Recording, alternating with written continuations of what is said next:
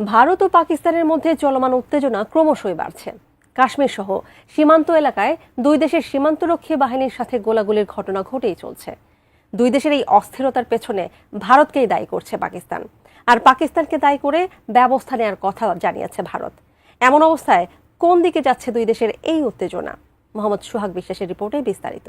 We will pursue them to the ends of the earth. India's spirit will never be broken by terrorism. কাশ্মীরের পেহেলগামে গত 22 April সন্ত্রাসী হামলায় 26 জন পর্যটক নিহতের ঘটনায় ভারত পাকিস্তানের মধ্যে তুমুল উত্তেজনা বিরাজ করছে। টানা 5 দিন ধরে কাশ্মীর সীমান্তে দেশ দুটির বাহিনীর মধ্যে গোলাগুলির ঘটনা ঘটেছে, তবে এখন পর্যন্ত কোনো হতাহতের খবর পাওয়া যায়নি। জার্মান সংবাদ মাধ্যম ডয়েচে ভেলের এক প্রতিবেদনে বলা হয়েছে, গত বৃহস্পতিবার থেকে প্রতি রাতেই কাশ্মীর সীমান্তে ভারত পাকিস্তানের সেনাবাহিনীর মধ্যে গোলাগুলি চলছে।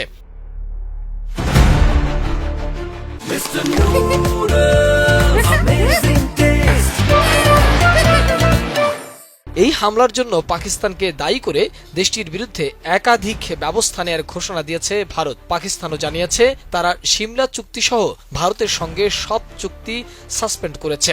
তারপর থেকে জম্মু কাশ্মীর ও লাদাখে প্রতি রাতেই গুলির আওয়াজ শোনা যাচ্ছে।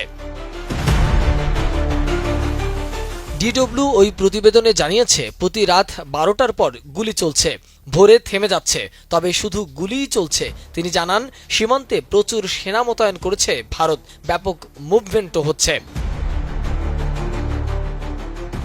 27 এপ্রিল মার্কিন সংবাদ মাধ্যম নিউ ইয়র্ক টাইমসের এক প্রতিবেদনে বলা হয়েছে, ভারত পাকিস্তানের বিরুদ্ধে সামরিক পদক্ষেপের প্রস্তুতি নিচ্ছে।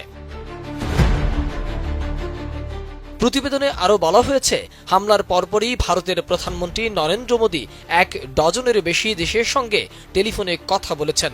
পাশাপাশি নয়াদিল্লিতে অবস্থিত 100টিরও বেশি কূটনৈতিক মিশনের প্রতিনিধিদের ভারতের পররাষ্ট্র মন্ত্রণালয়ে ডেকে নেওয়া হয়েছে। তবে এসব প্রচেষ্টা উত্তেজনা হ্রাসের জন্য নয়, বরং পাকিস্তানের বিরুদ্ধে সম্ভাব্য সামরিক অভিযানের পক্ষে আন্তর্জাতিক সমর্থন আদায়ের লক্ষ্যে নেওয়া হয়েছে বলে জানিয়েছে একাধিক কূটনৈতিক।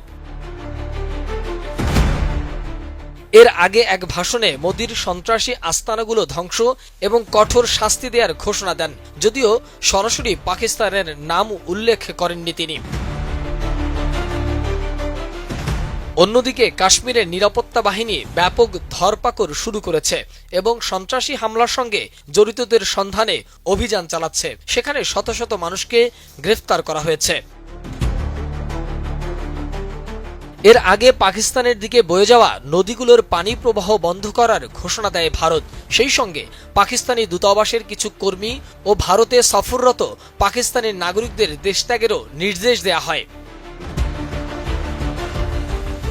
অন্যদিকে সোমবার বার্তা সংস্থা রয়টার্সের দেয়া এক সাক্ষাৎকারে পাকিস্তানের প্রতিরক্ষা মন্ত্রী খাজা আসিফ স্পষ্ট করে বলেছেন, কাশ্মীরে পর্যটকদের উপর প্রাণঘাতী হামলার পর ভারতের সামরিক অভিযান আসন্ন। মোহাম্মদ সোহাগ বিশ্বাস, ডেস্ক রিপোর্ট, এটিএন নিউজ।